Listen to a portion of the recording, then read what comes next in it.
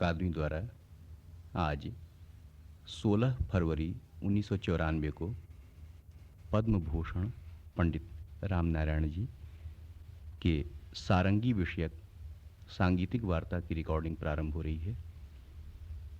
आपके वाद्य के तकनीकी प्रदर्शन के साथ तबला पर सहयोग करेंगे श्री अख्तर हसन, वायलिन पर सहयोग करेंगे श्री S.L. कंदारा एवं तानपुरे पे सहयोग करेंगे श्री कुंवर सुंदर मेहरा। पंडित जी का अकादमी स्टूडियो में हार्दिक स्वागत है। पंडित कृष्ण मोहन मिश्रा जी आपसे कुछ जिज्ञासाएं आपके समक्ष रखेंगे।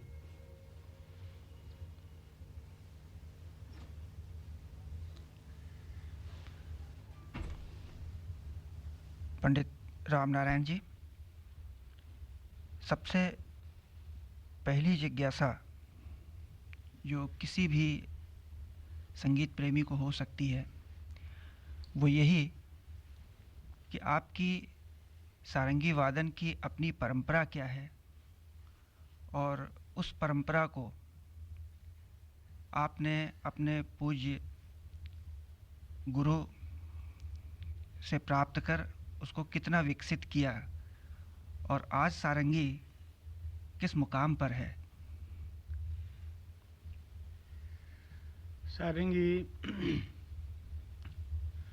हमारे यहाँ का मेरा ख्याल है सबसे पहला वाद्य है जी। सबसे पहले वाद्य से मेरा मतलब है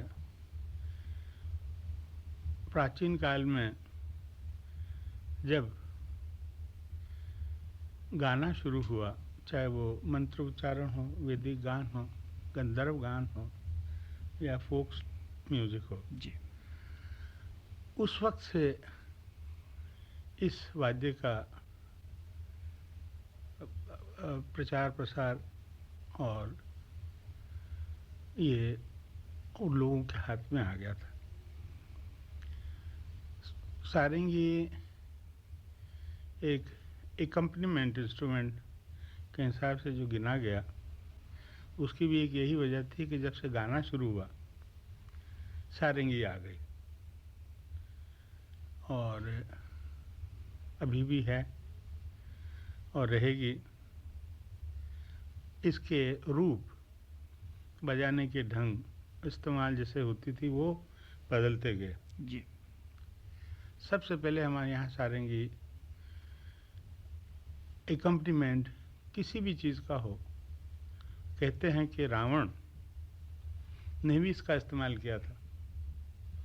आप देखेंगे कि रावण के शिव तांडव स्तोत्र में छंद हैं जी। अलग अलग जातियों के, लय की जो जाति होती, संपूर्ण जाति, संकीर्ण जाति, खंड जाति, तीसरी जाति, मिश्र जाति, जी, वो सब उन श्लोकों में है। इसीलिए एक सारंगी में कि गज में घुंघरू भी थे जिससे ये छंद ताल रखा जाता था। सुरों को पाने के लिए, जैसे कि तानपुरा है, इसमें 4 ही तार हैं, इसी तरह से सारंगी में भी 4-5 सुर मिलते थे। हाथ से बजाने के लिए 2-3 सुर थे और रिदम के लिए घुंघरू थे। इसी तरह से अलग अलग गाने की शैली के साथ इसका विकास होता गया। जी। फिर 200-300 सालों से ये सारंगी जो आज मैं बजाता हूँ, जिसमें 3 तार लगे और कुछ 27 तरबे हैं इसमें, सिंपैथेटिक स्ट्रिंग जिनको कहते हैं, जी, और 4 सप्तक इसमें बजाई जाती है। तो मतलब ये संपूर्ण वाद्य हो गया जो कि शास्त्रीय संगीत से लेके हर एक जगह तक पहुंचा। ये इस वाद्य की बात है। मेरी जो शैली है, मैं इसको संपूर्ण वाद्य समझता हूँ और उसी हिसाब से इसको मैंने बजाया भी है। इसका दूसरा नाम भी आपने सुना होगा, सौरंगी। जी, 100 रंग जिसके। संगीत के हजारों रंग हैं, जी, तो कम से कम 100 तो इसमें है ही हैं, इसलिए इसका नाम सौरंगी है। और इन्हीं सब चीज़ों को मैंने दिमाग में रख के इस वाद्य का जो भी कुछ मुझसे बन पड़ा मैंने उपयोग किया और बजा रहा हूँ। शैलियाँ अलग अलग लोग बनाते हैं और ये उन्हीं पे डिपेंड करता है कौन कैसी शैली बनाता है, कितनी रहती हो। जैसे कि सारंगी की शैलियाँ एकम्पलीमेंट के लिए ज़्यादा रही, फोक म्यूज़िक में ले लीजिए और किसी म्यूज़िक में ले लीजिए। ये 3 साल की सारंगी जो है ये भी बहुत लोगों ने बजाई, और कुछ लोग इससे जुड़े नहीं रहे, दुर्भाग्य की बात है। बहुत से लोगों ने ये बाजा बजाते बजाते और कुछ काम शुरू कर दिए, जैसे गाना। जी, तो मैं बचपन से 5 साल की उम्र से लेकर अभी तक इसके पीछे लगा हुआ हूँ। अब ये है कि ये जो मेरा सोचने का और बजाने का और इसमें से जो भी बातें मैं कहना चाहता हूँ वो काफ़ी हद तक सभी जगह फैल चुकी है। जितने लोग अब इस बाजे को बजाएंगे उनको मुझे सुनना पड़ेगा। तो ये इस किस्म से एक शैली बनी है। वो और दूसरी जो वादन शैली है उससे अलग किस तरह से आप उसको कहेंगे? मैंने आपसे कहा मैं इससे जुड़ा रहा, कुछ लोगों की शैलियाँ बनने से पहले ही उन्होंने काम बंद कर दिया। जी, इस वाद्य को शैली देने से पहले ही छोड़ गए। मैं जुड़ा रहा, बुंदू खां साहब जुड़े रहे, जी, तो उन्होंने भी अपने हिसाब से इसको बहुत अच्छा बजाया, पूरा पूरा उसका उपयोग किया। कुछ बातें मेरे से बन पड़ी, वो मैंने भी कही। तो शैलियाँ बहुत कम बनी इसकी। जैसे कि मैंने कहा कि एकम्पलीमेंट इंस्ट्रूमेंट के हिसाब से यूज़ होता रहा, तो ज़्यादा लोगों को उस पर काम करने का या तो मौका नहीं मिला, या वो चाहते नहीं थे, या कुछ हालात ऐसे थे कि जिस वजह से इतना टाइम उन लोगों को नहीं मिला कि इसमें कुछ ज़्यादा बातें कह सके। वैसे तो 100 बातें हैं इसमें, 100 में से अगर 5-6 भी अच्छी तरह से कह ली जाए तो बहुत होता है। कहते हैं पंडित जी कि सारंगी एक ऐसा वाद्य है जो कि मानव कंठ के सबसे ज़्यादा नज़दीक है। वो इसलिए है कि इसकी बनावट इसलिए की गई, जो तरबे में मैंने जिक्र किया था, जी, वो कंठ के बहुत नज़दीक उसकी आवाज़ को ले जाते हैं, इसीलिए वो तारें लगाई गई और 4 सप्तक भी होती है। तो हर एक चीज़ इसमें हो सकती है, इसलिए इसको ये शेप दी गई 300 साल पहले। तो इतना उपयोगी वाद्य होते हुए भी पंडित जी ये फिर कैसे इसका ह्रास क्यों हुआ? ये बड़े दुर्भाग्य की बात है कि इसके महत्व को लोगों ने समझा नहीं, जी, और सारंगी प्लेयर की एक जगह भी नहीं बनी, इसलिए डेवलप भी नहीं हुआ। सारंगी प्लेयर को एकम्पलीमेंट के हिसाब से हमेशा यूज़ किया, तो यही इसके साथ सलूक होता रहा कि तो बैकग्राउंड में ही रहना चाहिए, ये सबड्यूट रहे, गाने वाले से कोई ऊपर की बात कहे नहीं। तो ये कुछ बदकिस्मती समझ लीजिए इसको, कैसा हुआ। हमारे यहाँ वैसे भी शास्त्रीय संगीत में ऐसा कोई सिस्टम नहीं है जिसमें कि एकम्पनिस्ट, अच्छे एकम्पनिस्ट लोगों को बराबरी का मौका मिले या आधा मिले। जी, इसी तरह से तबले के साथ भी हुआ, तो लेकिन तबले के ये जो तंत्र वाद्य आए उसके बाद तबले को भी कहने की जगह मिली। हमें कहने नहीं देते थे, लेकिन हमने कुछ उस पर ज़बरदस्ती की और कवियों को कहते थे कि रुक जाइए आप, मैं भी कुछ कहना चाहता हूँ। उस बात पे काफ़ी लड़ाई झगड़े वगैरह भी हुए, बहुत लोगों को बुरा लगता था ये तरीका। कोई एक लेकिन उदाहरण आपको याद आ रहा हो तो? बहुत सारे हैं ऐसे। मतलब मैं दिल्ली रेडियो में कुछ 2 साल तक था और 200 रिपोर्टें मेरी वहाँ पर हुई। गाने वाले कहते थे कि साहब इन्होंने हमारा प्रोग्राम खराब कर डाला। हम उनसे कहते थे कि भाई किस बात से हमने खराब किया, तो एक तो साहब गड़बड़ में आके कहने लगे कि साहब वो अंतरा उन्होंने भुला दिया। जी। तो मैंने उसे ऑफिसर साहब से कहा, मैंने कहा जो आदमी अंतरा भूल सकता है तो आप उसको प्रोग्राम क्यों देते हैं, बंद करो ये। शुरू से कुछ चिढ़ सी रही इन कामों से। एकम्पनीमेंट मतलब सब्ड्यूट रहें या कैसे भी रहें, गाने वाले को इसकी क्षमता अगर हो, उसकी अच्छी बातें भी नोट करे तो ठीक है, लेकिन कभी कभी नाजायज़ हरकतें भी उस पर भी एतराज़ हो जाते थे। तो ये बात मुझे शुरू से पसंद नहीं आई और मैं इससे लड़ता रहा सारी उम्र। अच्छा पंडित जी, सारंगी से मिलते जुलते कुछ और भी वाद्य हैं, जैसे उदाहरण के लिए एक वाद्य है दिलरुबा। हमारे सहयोगी श्री कुमार जी इस दिलरुबा उपकरण के बारे में आपसे कुछ सवाल करना चाहेंगे। आपके पूज्य पिताजी दिलरुबा के अच्छे कलाकार थे। उनके दिलरुबा वादन के तकनीकी पक्ष के बारे में हमारा मार्गदर्शन कृपया करें।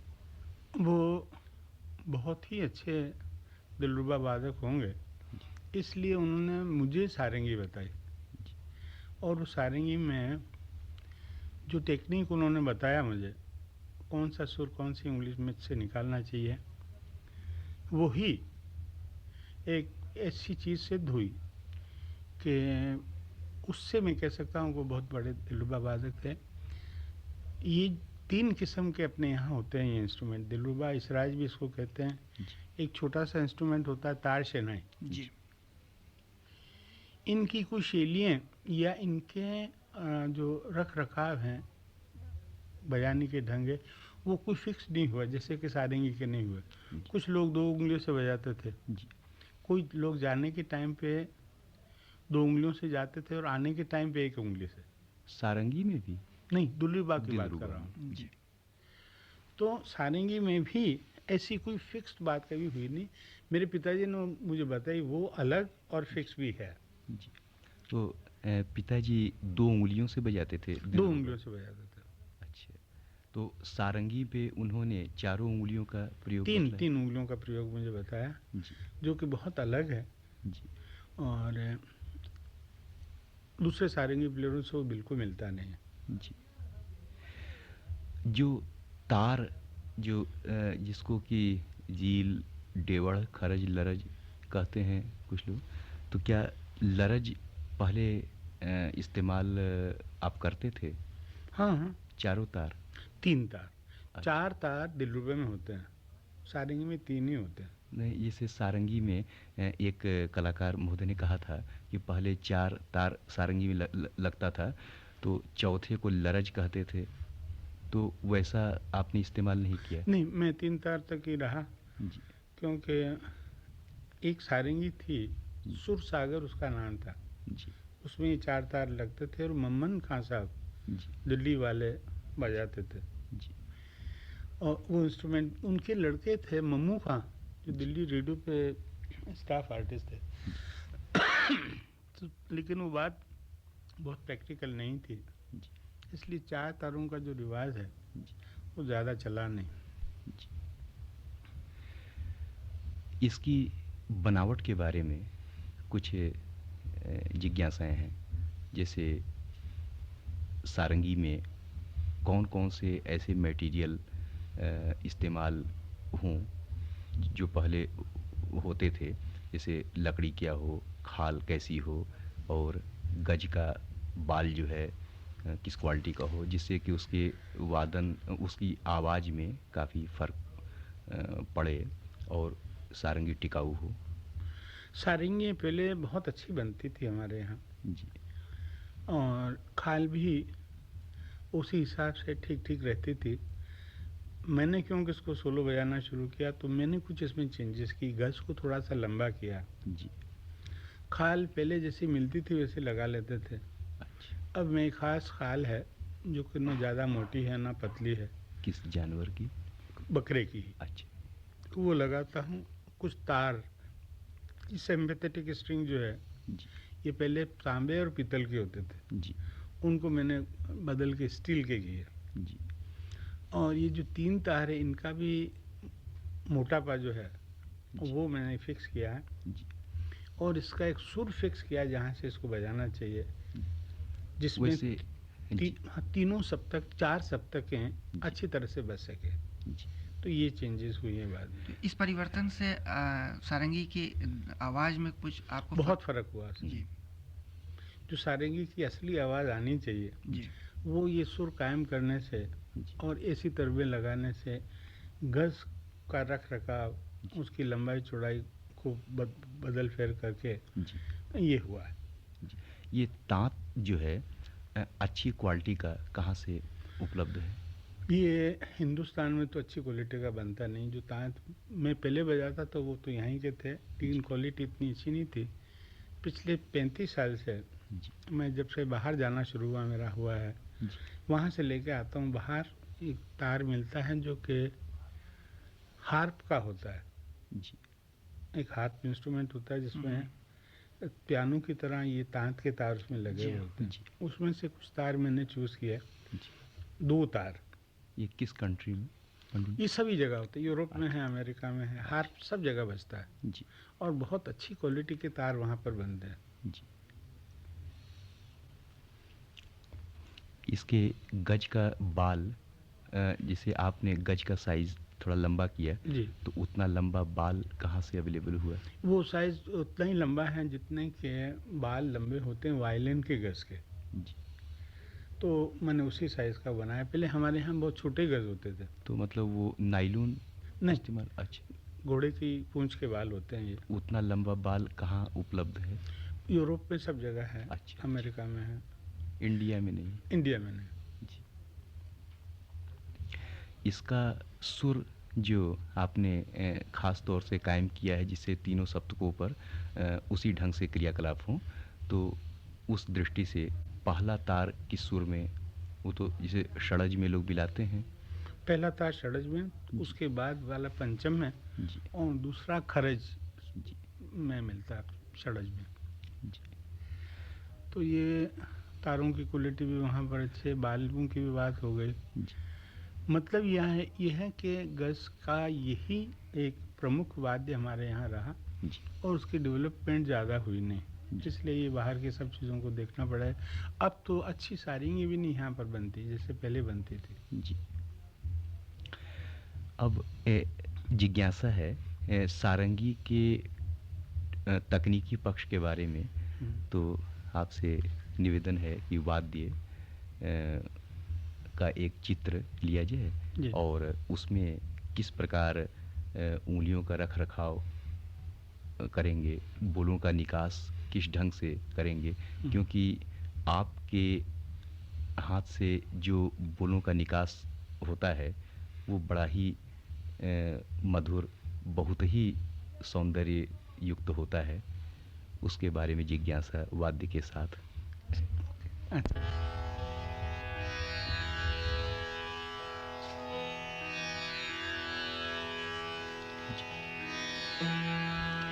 सारंगी में ये 3 तार बजाने के होते हैं जिनको सा पा सा में मिलाया जाता है। जैसे ये पहला तार सा का है, दूसरा पा और तीसरा खरज सा।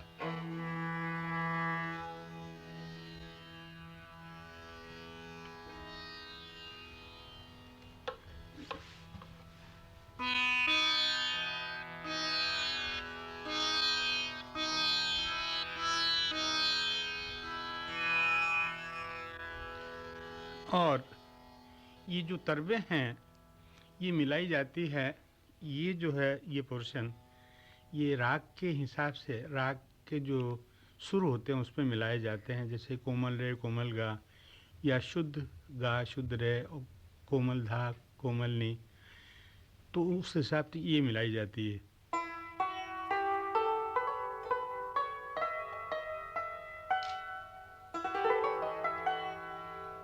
और ये जो ऊपर की तरबे हैं ये ज़्यादा वाइब्रेट करती हैं। इनको जो मुख्य सुर होते हैं जैसे सा, नी, पा, उसमें इसको मिलाते हैं।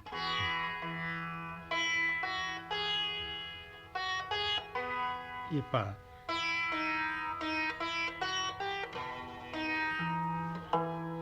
और नीचे के जो तार हैं इसमें सब 12 सुर मिलते हैं, सब चढ़े उतरे।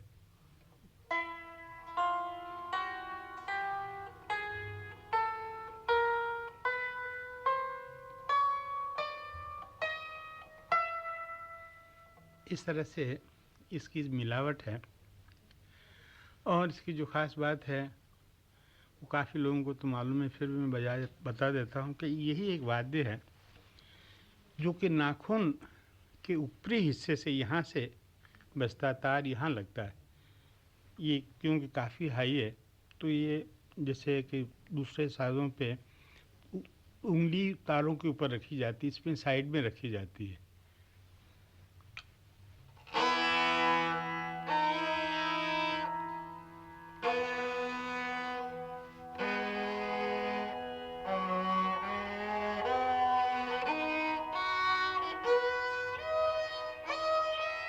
इस तरह से इसकी आवाज़ आती है। और इसका सही रूप जो है वो ये होना चाहिए कि जिससे गले की आवाज़ होती है वैसी इसमें आनी चाहिए। खरज में जैसे गले का काम होता है, मीन घमक का, वो इसमें भी आना चाहिए। वो इस तरह से होता है।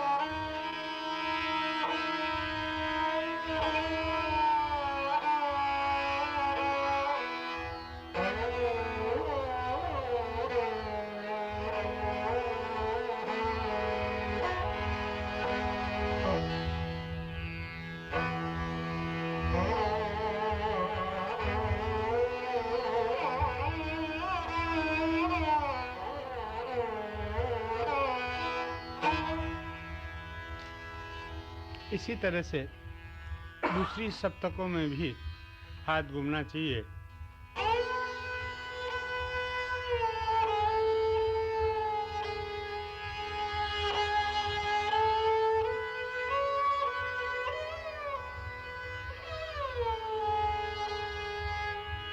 ये देखिए मींड है,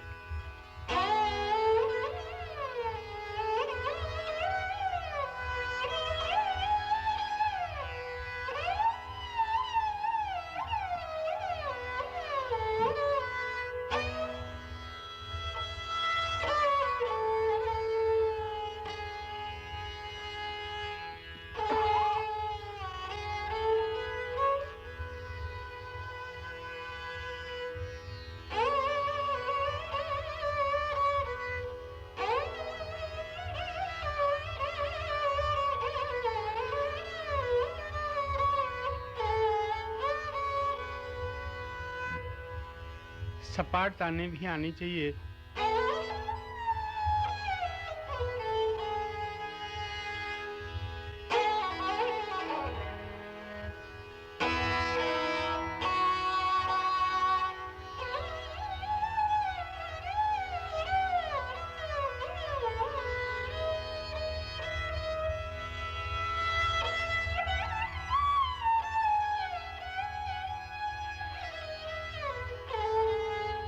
तो ये सफाई मीन के साथ कुछ ताने घमक की, कुछ मुर्कियाँ, सौरंगी का मतलब यही होता है कि इसमें सब बातें होनी चाहिए।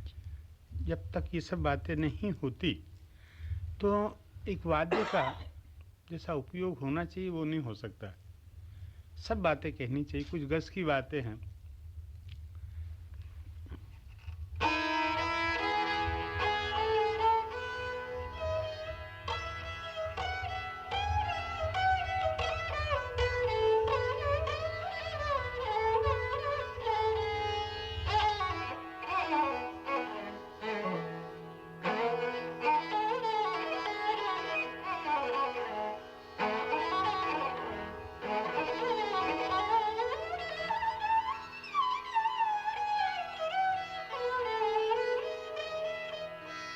तो इसका पूरा इस्तेमाल गज़ का भी उसके साथ साथ होता है। गज़ सारंगी में वही काम करता है जो कि बात करने में जैसे ज़बान, तो सारंगी की ज़बान जो है वो गज़ है। जी गज़ को जब तक साधा नहीं जाए तो कुछ बातें हैं जो रह जाएगी।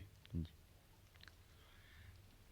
और फिर उसके बाद सबसे जो ज़रूरी चीज़ है सारंगी वादक के लिए, सबक बगैर सीखे ये सारी बातें आएगी नहीं। जैसे कि सारंगी प्लेयर को कम से कम 10-15 घरानों से वाकिफ़ होना चाहिए। जी जैसे कि ध्रुपद धमार की एक शैली है हमारे यहाँ, जी ख्याल की कितनी ही स्टाइल है, अलग अलग घराने के लोग अलग अलग ढंग से गाते हैं। तो सारंगी वादक को जब तक ये सब शिक्षा हर एक स्कूल की थोड़ी थोड़ी मालूमात जब तक नहीं हो तो वो पूर्ण सारंगी को समझेगा नहीं और उसके साथ वो काम नहीं हो सकता। क्योंकि एकम्प्लीमेंट तो है ही है, मैंने भी बहुत एकम्प्लीमेंट किया सब लोगों के साथ। तो ये सब स्कूलों की जब तक वाफियत नहीं हो तो उनकी बात कैसे कहेंगे आप। तो इसलिए शिक्षा भी बहुत ज़रूरी है।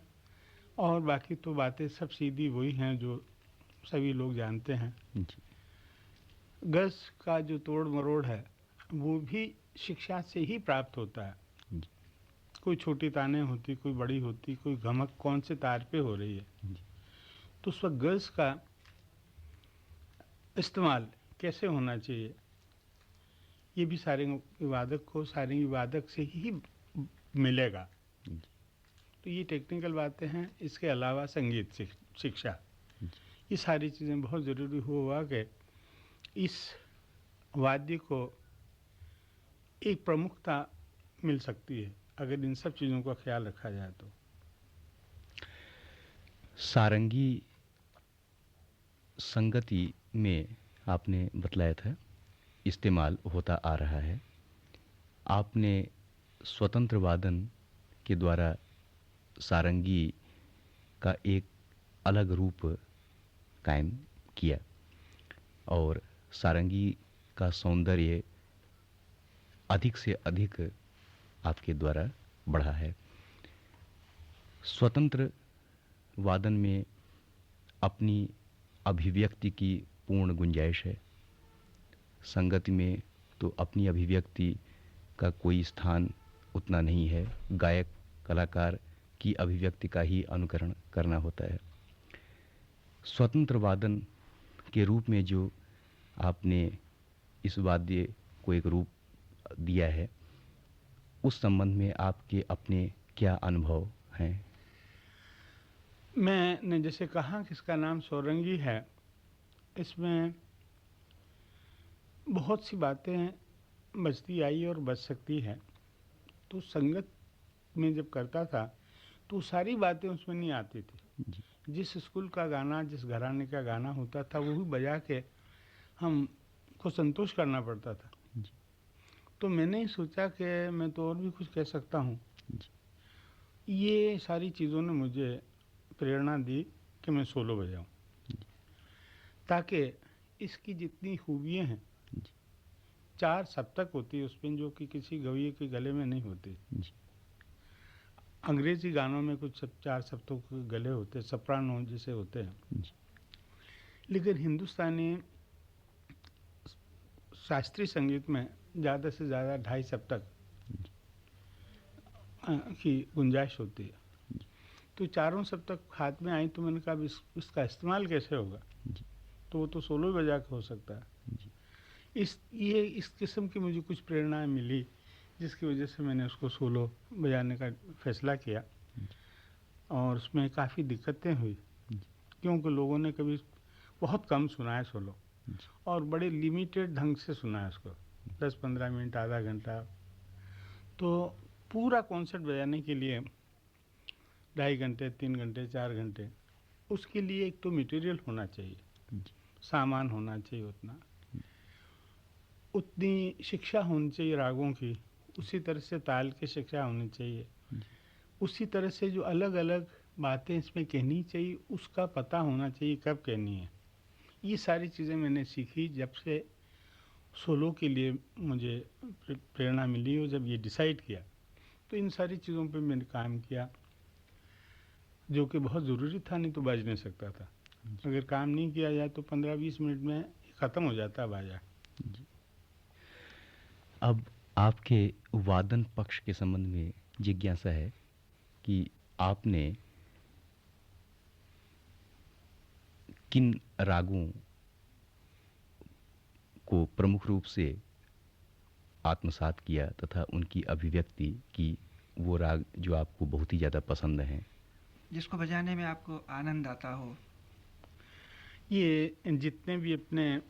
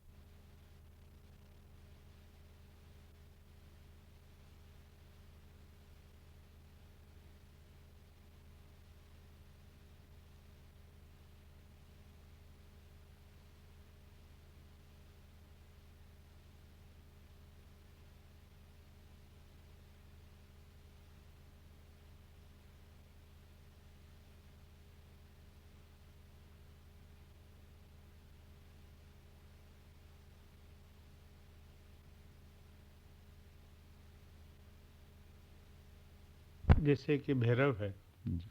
वहाँ से बात शुरू होती है।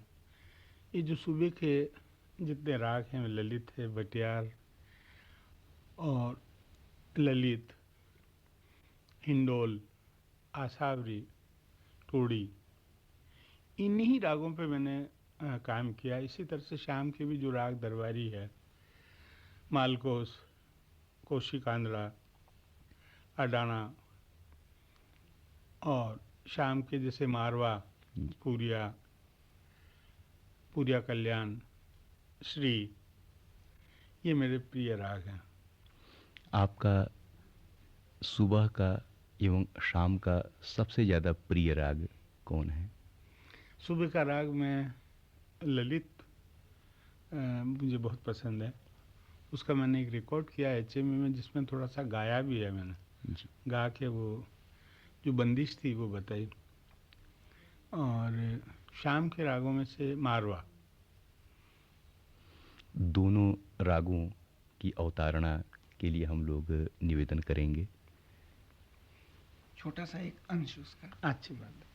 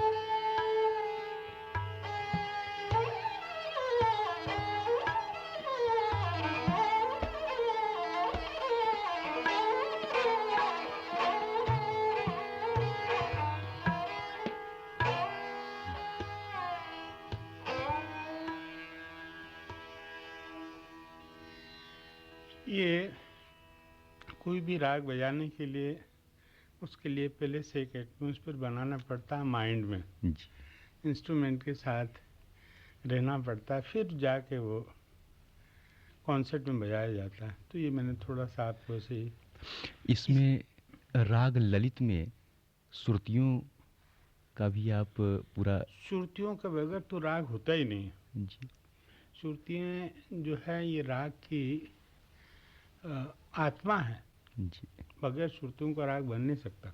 जैसे कुछ लोग कहते हैं कि राग ललित में तीव्र मध्यम दो प्रकार के लगाते हैं। जैसे एक तो एक श्रुति का शुद्ध मध्यम से एक श्रुति की दूरी पर जो शुद्ध मध्यम है उसको शुद्ध मध्यम से स्वर संयोग करते हुए, एक है दो श्रुत्यांतर का तीव्र मध्यम धैवत पर जाने के लिए चाहे गांधार पे लौटने के लिए। तो क्या ये आपका सारी चीज़ें जो है जी ये हर एक आदमी की अपनी अपनी अप्रोच के हिसाब से होती है। राग ललित के बारे में आपकी अपनी क्या मान्यता है? राग ललित वो बहुत पुराना और बड़ा परफेक्ट राग है, जी इसमें कोई गुंजाइश नहीं है कुछ नुक्स निकालने की। इसकी बढ़ाई तो जितनी की जाए उतनी अच्छी है। बाकी रहा गाने बजाने की बात, तो हर एक आर्टिस्ट इंडिविजुअल जो अप्रोच होती है जी हर एक आर्टिस्ट की, वो उस हिसाब से काम कर। श्रुतियों के नाम पे कभी कभी ये भी कहा गया कि लिख के बताते हैं साहब इसकी इतनी श्रुति होती है, इस गंधार की इतनी श्रुति, तीव्र मध्यम की इतनी इतनी श्रुति होती। जी ये सारी बातें कागजी कार्रवाई है। जी जब बजाने पे कोई आर्टिस्ट आता है या गाने पे आता है तो उसके मन को जो राग का स्वरूप समाया हुआ होता है जी वही उसके सामने आता है। उस वक्त श्रुतियों का नाप तोल नहीं होता है। वही प्रमुख है। श्रुति वही करेक्ट है जो राग को की पर्सनैलिटी, जो राग का स्वरूप है जी वो सामने ला के खड़ी कर दे। चार सुरों में ही होता है वो काम। जी मैं तो आजकल एक और काम कर रहा हूँ जी कि जैसे सूबे के ठाट के 4-5 राग ले लें, जी इसमें कोमल ऋषभ होती है, शुद्ध गंधार होती है या कोमल गंधार होती है, जी कोमल धैवत होती है, आसावरी ले लीजिए, टोड़ी ले लीजिए, जी भैरव ले लीजिए, जी ललित लीजिए। जी इसका जो सा है ये लगाते ही कि मालूम हो जाना चाहिए कि ललित बजने वाला है, वाह क्योंकि पा और सा अगर आप पासा के हैं जी उसका एक कारण हो सकता है। जी कोमल धा सा कहते हैं तो उसका दूसरा कारण है, शुद्ध धा सा कहते हैं तो उसका तीसरा हो सकता है, और कोमल नी से सा के हैं, शुद्ध नी से सा के हैं और स्ट्रेट सा के हैं। ये कितनी वेरिएशन मैं आपको कह चुका हूँ, सबका महत्व है अगर समझा जाए तो इसलिए जो राग माइंड में छाया हुआ हो या जिसकी शक्ल, जिसकी पर्सनैलिटी या उसकी जो ख़ास बात है, आत्मा है, वो अगर मन में बैठी हो तो फिर ये चीज़ें नज़र आती है उसको। अपने इस प्रयोग के बारे में थोड़ा उदाहरण दें कि राग ललित को षड्ज के द्वारा कैसे स्पष्ट करेंगे, भैरव को कैसे स्पष्ट करेंगे? ये इतना आसान नहीं है। अच्छा अच्छा ये इसलिए आसान नहीं है कि ये तो वो जो बातें हैं जहाँ होनी चाहिए। जी एक दफ़ा ही मैंने इसका प्रयोग बॉम्बे में किया था, national centre for the performing art, जहाँ 40-50 तो म्यूजिशियन थे, जी हिंदुस्तानी के भी और साउथ इंडिया के भी, और कुछ लोग फॉरेन से आए थे। वहाँ पर मैंने डेमोन्स्ट्रेशन दी थी। जी तो ये बात जब मैंने कही है तो होती भी है ये। जी तो इसलिए ये मैंने उदाहरण उसके लिए दे दिया कि जो सा है ये जो 5-6 जगह मैंने बताई यहाँ से होती है। अब आपको ये चूज़ करना है कि कौन से राग में पा से जाना है या कोमल धा से जाना है या शुद्ध नी से जाना या स्ट्रेट सा कहना। ये डिपेंड करता है आर्टिस्ट की क्वालिफिकेशन पे, जी वो क्या सोचता है उस राग के बारे में, उस पर जी तभी ये बात स्पष्ट होती है। ये कोई ये वो फार्मूला नहीं है जी जिसको मैंने बटन दबाया और वो सा लग जाएगा। जी वो लगाने के लिए वो खास एटमॉस्फेयर और वो जानकार लोग जी वहीं होती ये बातें। वहाँ पर बम्बई में मैंने किया था ये काम। माइंड में मेरी थी मुल्तानी बजाना, जी तो मैंने सा लगाया, सब लोगों ने कहा मुल्तानी बजाएंगे आप। हमारे यहाँ कुछ चीज़ें ऐसी है जो कि शास्त्रों से और ये जो किताबी नॉलेज होती है इससे अलग होती है। जैसे कि कुछ काम मैंने ऐसे किए हैं हुए वो, कुछ रागों में सपाट ताने अलाउड नहीं होती, जैसे कि दरबारी, जी जैसे कि शंकरा, जैसे कि पूरिया, लेकिन मैं इनकी में सपाट ताने कहता हूँ। और वो किस तरह से कहता हूँ वो समझने की बात है। अगर वो नहीं आए तो ताने बिल्कुल गलत साबित होगी। का अपना जो अंदाज है हम्म वो हम लोगों के लिए बहुत हम्म। तो मैं कह रहा था कुछ रागों में ये सपाट ताने अलाउड नहीं है, जैसे कि दरबारी, पूरिया, मारवा और शंकरा, लेकिन मैं इसमें कहता हूँ। लेकिन वो सपाट तान कहने से पहले क्या करना चाहिए और बाद में इमीडिएटली क्या करना चाहिए, जब तक वो बात समझ में नहीं आए जी तो वो काम हो नहीं सकता। सपाट तान इसलिए कहता हूँ कि इंस्ट्रूमेंट की भाषा है, ये गले की भाषा है। गले में भी जिन गवैयों के गले में सपाट तान नहीं है उनको अच्छा गवैया नहीं माना जाता। जी जिस तरह से सारंगी में भी जो कुशल पूर्वक सपाट ताने कहता है उसको बड़ी ऊंची जगह मिलती है। जी इसी तरह से तबले में ये जो चार घरानों के तबले जब तक वो नहीं बजे तो लोग मानते नहीं, ट्रेडिशनल उस्ताद कहलाने के काबिल नहीं होते वो।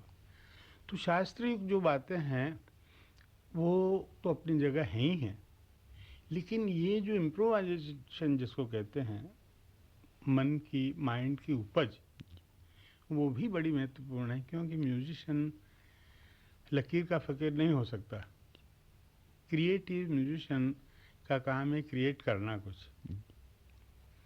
तो उसमें कुछ गलतियाँ यहाँ हो जाए तो उसको भी कैसे जस्टिफाइड करना, ये म्यूजिशियन का काम होता है।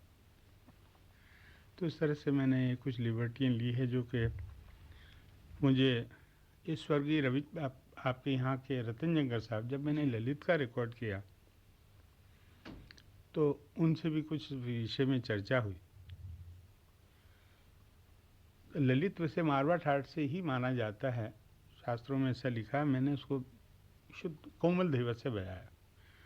तो उनसे मेरी बात हुई तो मैंने कहा कि आपका कहना बिल्कुल सही है, मैं मानता हूँ, लेकिन परफॉर्मर्स जो होते हैं, प्रैक्टिकल जो आदमी काम करता है, वो तो शुद्ध कोमल धैवत से इसको गाएगा बजाएगा। तो इस तरह से कुछ बातें हैं जो कि कंप्रोमाइज़ करनी पड़ती है। शास्त्रोक्त होने के साथ साथ अगर उसमें रस चला जाए जी तो बात ठीक नहीं है। और क्रिएटिव आर्टिस्ट को रस पैदा करना उसका ड्यूटी है, फ़र्ज़ बन जाता है। तो इस तरह से मैं कुछ करता रहता हूँ। इसी से जुड़ा हुआ एक सवाल और आता है सामने कि क्या अच्छे सारंगी वादक के लिए गाना सीखना भी जरूरी है? नहीं, सारंगी वादक को गाना अपने आप आता है, जी क्योंकि सारंगी की जो भाषा है वो कंठ संगीत ही है। तो सारंगी प्लेयर बजाने से पहले गा लेता है और अपने मन के अंदर पहले। वो विस्तार तो होता रहता जी है। हाँ। अब रही आवाज़ से गाना, वो भी बहुत चंद दिनों में आता है, क्योंकि ये बड़े गुलाम अली खां साहब कुछ ही महीनों में गवैये बन गए थे। पहले सारंगी बजाते थे और हैदराबाद में वो गए, नवाब साहब के सामने पहली दफ़ा गाए और वहीं से उन्होंने तानपुरा पकड़ के गाना शुरू कर दिया। तो सारंगी प्लेयर के लिए गाना बहुत दूर नहीं होता। अभी आपने थोड़ी देर पहले कहा था कि आपने एक कैसेट के लिए आपने खुद गाया भी है। जी हाँ। एक दो पंक्ति अगर कुछ नहीं, वो रिकॉर्ड है। रिकॉर्ड में सुन लीजिए, ये HMV का रिकॉर्ड है, लॉन्ग प्लेइंग रिकॉर्ड, राग ललित है उसमें।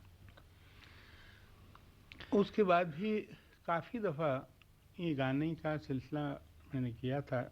एक दो दफ़ा बॉम्बे रेडियो से भी मैंने गाया था अच्छा। और उस पर कुछ इतराज़ हुआ कि साहब आप तो सारंगी के कलाकार हैं, गाते क्यों?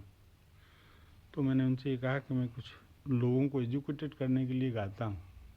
फिर उनके भी समझ में आई बात, कहने लगे हाँ हाँ हाँ ये तो चालू रखिए। फिर मैंने सोचा कि तुम ये मामूली फीस के लिए अपने आप को बेच क्यों रहे हो? तो फिर मैंने गाया नहीं। इस तरह से बहुत मौके आए थे गाने के, लेकिन गाने का प्रोफेशन मैंने इसलिए नहीं लिया कि मुझे मालूम था कि सारंगी का काम ज़्यादा ज़रूरी है, गाने वाले तो और भी बहुत हैं, इसलिए सारंगी पे ही रहा। पंडित जी, सायंकालीन रागों में मारवा आपका बहुत ही प्रिय राग है। मारवा की अवतारणा के लिए हम निवेदन करेंगे। मैं थोड़ा सा सुनाऊंगा, क्योंकि ये अभी बजाना मारवा और होता है, और जब प्रोग्राम के लिए हम तैयार होके जाते हैं उस वक्त उसकी धारणा दूसरी होती है और एटमॉस्फेयर अलग होता है। इन्हें में थोड़ा सा मैं आपको सुनाता हूँ। आपका अपना जो मारवा प्रेजेंट करने का जो अंदाज है,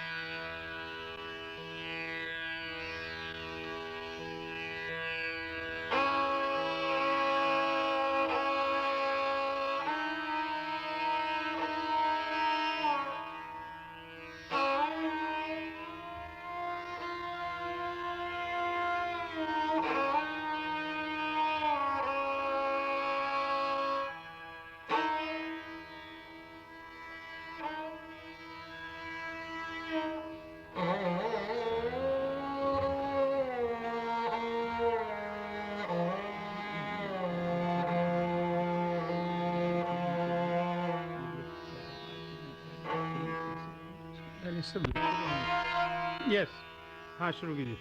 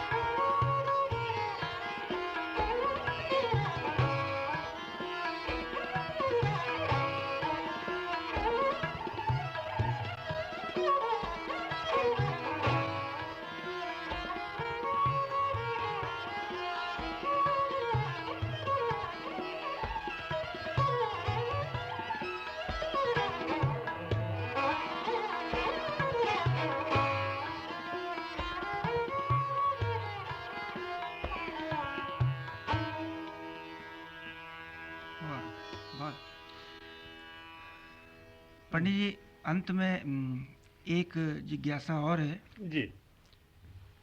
सारंगी जिस तरह से इसका प्रचलन कम होता जा रहा है, जी। तो आने वाली पीढ़ी के सामने इसकी लोकप्रियता को बनाने के लिए सारंगी में ऐसी क्या गुंजाइश है, इसमें कुछ इसकी बनावट में, इसकी वादन शैली में ऐसा क्या कुछ प्रयोग किया जा सकता है जिससे कि ये आगे लोकप्रिय हो सके? लोकप्रिय से मैं समझ नहीं सका हूँ। सारंगी पहले तो बजनी चाहिए। जी। लोकप्रिय हो या नहीं उसकी चिंता हमें क्यों करनी चाहिए?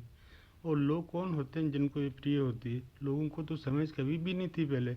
लोकप्रियता से सिर्फ इतना मतलब है कि अधिक से अधिक इसमें कलाकार आएं, इसको बजाएं। अधिक से अधिक कलाकार आएँ और अच्छी तरह से अच्छी आएँ तरह और बजाएं। अच्छी तरह से इसको सीखें। जैसे मैंने पहले कहा कि सबक का होना ज़रूरी है, जी। बाजे को समझना ज़रूरी है, गुरु के प्रति भावना और श्रद्धा भक्ति जब तक नहीं होगी, जब तक यह नहीं। बाकी लोगों की बात तो मैंने आपसे पहले कह चुका हूँ कि 400 साल से बाजा बड़ा पिछड़ा हुआ रहा। जब मैंने बजाना शुरू किया तो भी बड़ा उत्तराज हुआ था। जी। अभी जो जनरेशन आने वाली है उसको भी खुद ही इसके लिए लड़ना पड़ेगा। लोगों को तो इतनी शिक्षा मिली नहीं है कि वो किसी अच्छी चीज़ को समझ सकें। शास्त्रीय संगीत का ज़्यादा प्रचार आजकल यूरोप और अमेरिका में क्यों हो रहा है? जी। अच्छे इंस्ट्रूमेंट भी वहाँ पर हैं, अच्छे प्लेयर भी वहाँ जाते हैं, एप्रिसिएशन भी वहीं ज़्यादा होती है। यहाँ लोकप्रिय इसको करना हो तो एक ही तरीका है, फिल्म के गाने बजाओ। जी। तो इसका मैं उससे बात से सहमत नहीं हूँ। मैं तो ये कहता हूँ कि सारंगी के प्रति भक्ति, इसको इसकी साधना सर पे कफन बांध के जब तक नहीं की जाएगी तब तक सारंगी जिंदा नहीं रहेगी। ये श्रोताओं का काम नहीं सारंगी को जिंदा रखना। श्रोता तो कहेंगे ज़रा कुछ धुन वगैरह बजाओ, और उस पर अगर म्यूजिशियन ये समझ के चला जाए कि इसकी लोकप्रियता बढ़ेगी, मैं करूँगा, ये बहुत गलत बात है। ये संगीत के साथ बड़ा भेर लेना जैसी बात है। आजकल मैं देख रहा हूँ ज़्यादातर संगीत के क्षेत्र में, संगीत के प्रोग्राम जहाँ होते हैं वहाँ पर फिल्मी गाने तक लोग बजा बैठते हैं। लोकप्रियता के लालच। लोकप्रियता के लालच पे तो लोगों के पीछे लग के तो नुकसान ही होने वाला है। वो अपने कल्चर को कहीं नहीं पहुंचा पाएंगे और लोगों को बहुत जल्दी तमाशा देखने की आदत हो गई है। तबले के साथ कुछ लड़न भिड़ंत हो जाए, कुछ झाला फास्ट हो जाए, दूसरे इंस्ट्रूमेंटलिस्ट को फिल्म से मिलती जुलती धुन बजा दें तो उनको पसंद आता। तो लोगों की बात ये नहीं है, लोग तो बहुत बाद में आते हैं। लोग होते कौन है? संगीत अपने लिए होना चाहिए। जी। संगीतकार को सबसे पहले तो ये डिसाइड करना चाहिए कि वो संगीत जानना चाहता है, संगीत सीखना चाहता है। स्वांतः लोगों के सुखाय। पीछे भागने से कभी कोई कलाकार रह नहीं सकता, ये मेरा मानना है। मैंने तो ऐसा नहीं किया कि लोगों के साथ मैं भागता फिरूं। जब मैंने आपसे कहा कि कवियों के साथ कुछ बातें मजा के मुझे आनंद नहीं मिलता तो मैंने काम छोड़ दिया था। वो स्ट्रेट अवे पैसे आर्थिक नुकसान था। फिर मैंने कुछ साल फिल्मों में भी बजाया। तो एक बात तो ये अच्छी हुई कि फिल्मों में सारंगी का प्रवेश हो गया और बहुत अच्छे ढंग से मैंने किया और ये बताया कि इसमें सब कुछ बजता है। तो उसमें क्लासिकल म्यूज़िक के अलावा भी कुछ रोमांटिक सॉन्ग, फास्ट गाने, वो भी मैंने बजाए और बहुत लोकप्रिय हो गए। लेकिन उसमें से भी मुझे पैसे तो बहुत ही मिलते थे, लेकिन वो छोड़ दिया मैंने फ़ौरन से। संतोष नहीं मिलता होगा वहाँ मतलब वही है कि उस रज़क से मौत अच्छी जिसकी बुलंदी में आयक होता है। वाह वाह वाह। तो ये इस यहाँ तक अगर तैयारी नहीं होगी तो संगीतकार एक बेचने वाला बन जाएगा, संगीतकार नहीं रहेगा वो। तो मेरी यही प्रेरणा देना चाहता हूँ, जो मुझसे भी कुछ लोग सीख सकते हैं। मैंने सब वो काम किए जिसमें पैसे का नुकसान होता है, लेकिन सबसे ज़्यादा आनंद में मैं ही रहता हूँ आजकल, और शुरू से था। ये जो मेरी मस्ती थी ये हमेशा बनी रही और बनी रहेगी।